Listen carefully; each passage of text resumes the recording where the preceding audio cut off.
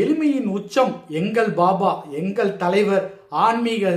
ஆன்மீக தொண்டு செய்ய இமயமலை பயணம் போயிருக்காரு சூப்பர் ஸ்டார் ரஜினிகாந்த் அவர்கள்.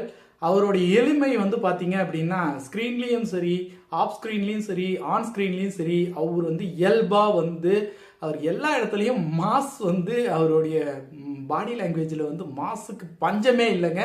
இவ்வளோ எளிமையாக கதரை வெட்டி கதை சட்டை போட்டுக்கிட்டு ஒரு துறவி மாதிரி அவர் நடந்து போகும்போதும் துறவியாக மாறும்போது கூட மாசில் எந்த விதமான குறையுமே இல்லைங்க. அவருடைய பாடி லாங்குவேஜே ஒரு மாஸ் தாங்க.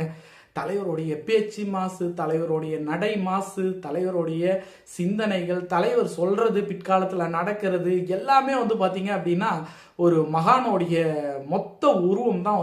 மகானோட மொத்த உருவம்ல அவர் மகான் தான்.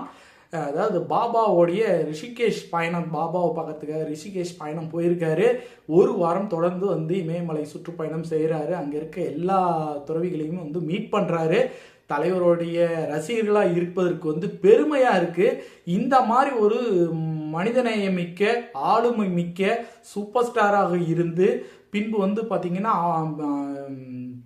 திரைத்துறையில் மட்டும் இல்லாமல் மக்கள் மத்தியிலும் பார்த்தீங்கன்னா ஆன்மீகத்திலையும் இன்னைக்கும் இவருக்கு நிகர் வேற எவருமே இல்லை அப்படின்னு சொல்ற அளவுக்கு பார்த்தீங்கன்னா சூப்பர் ஸ்டார் தன்னுடைய இடத்த எல்லோருடைய மனசுலையும் ஆழமா போய் உட்கார்ந்துட்டு இருக்காரு. அது தொடரும்.